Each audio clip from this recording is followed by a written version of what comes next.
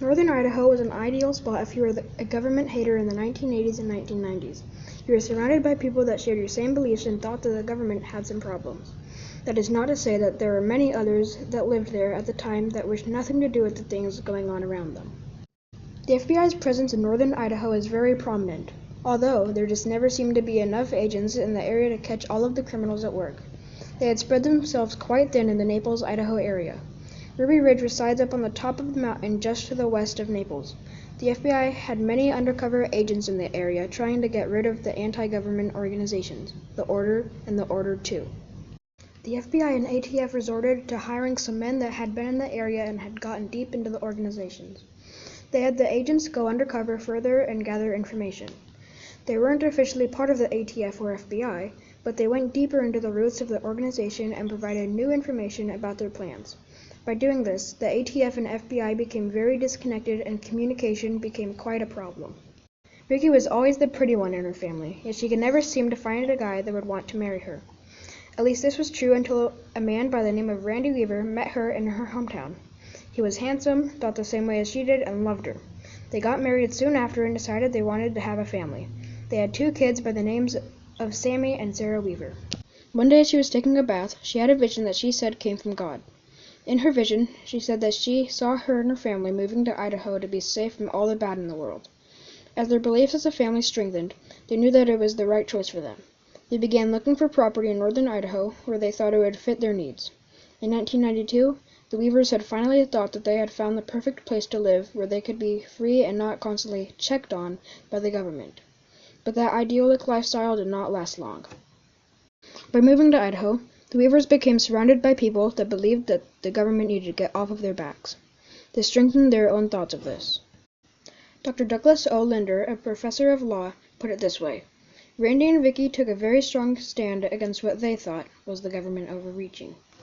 While Vicky would take care of the children, Mr. Weaver would work a day job and attend some anti-government organizations before coming home.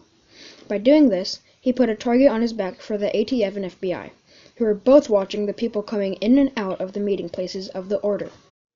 As a result of the Weavers' disputes with the government in 1992 at Ruby Ridge, Idaho, Randy Weaver and Jerry Spence took a stand against the Federal Bureau of Investigation and the impulsive changes in FBI policies during the raid on the Weaver compound. Weaver and Spence ended up in the Supreme Court case United States v. Weaver, which resulted in riots throughout the western region of the United States and which ultimately led to the FBI creating another organization called the Criminal Information Services Division. One undercover agent by the name of Gustav Magisono was pretending to be part of the organizations that Mr. Weaver attended and became quite close to him. Mr. Weaver was suspicious at first, but as time went on, he came to trust Gus. Eventually, Mr. Weaver began to run out of money and needed an alternative way to get some cash. He then offered Mr. Magisono 2 shotguns that he planned to saw off at the ends. Mr. Weaver made an improbable mistake. When the transaction took place, the 2 shotguns were sold 5.5 inches too short to be legal. Mr. Magisono reported to the ATF, which then thought that it was in their best interest to hand it over to the FBI. His job was done. The FBI gave Mr. Weaver a court date for the 2 illegal guns that he sold. The court date was set for February 20th, 1991, but Mr. Weaver said that he received a letter saying that it was on March 20th, 1991. Whether he knew about it or not, he did not attend. The FBI was told that Mr. Weaver was a dangerous man, and that he needed to be handled with care. The FBI called Special Operations, and they began surveillance on the Weaver cabin. The U.S. Marshals became involved, and were not communicating as they should have been to the FBI and the rest of the organizations on the stakeout. 2 marshals went up to the cabin to gather more information when the Weaver's dog, Stryker, began barking and running after them. Sammy Weaver and Kevin Harris, a family friend, followed the dog. As the marshals ran down the hill, they stopped, turned around, and announced their presence. We are not sure who fired first, but shots rang out and the marshals killed Stryker and Sammy. Mr. Harris shot and killed Bill Deacon, one of the U.S. Marshals. The FBI did not know what was going on. All they knew was that shots were being fired. The FBI snipers were told that they could fire upon anyone on the mountain if they had a gun. This order was not legal and unconstitutional because the standard rules of engagement say that you must only fire if you think that your life or someone else's is in danger at the time. The stakeout had just become a shootout, and the Weavers were showing no signs of coming down off the mountain peacefully. They took what they thought was the right stand against the government for trying to arrest a man for trying to feed his family. Believing this, they would never come down off the mountain. Therefore, the shootout had just become a standoff. As the days go on and the FBI tries to convince Mr. Weaver to come down off of the mountain, things start to happen very quickly. Hasty decisions are made, and sniper Lon Horiuchi fires 2 shots.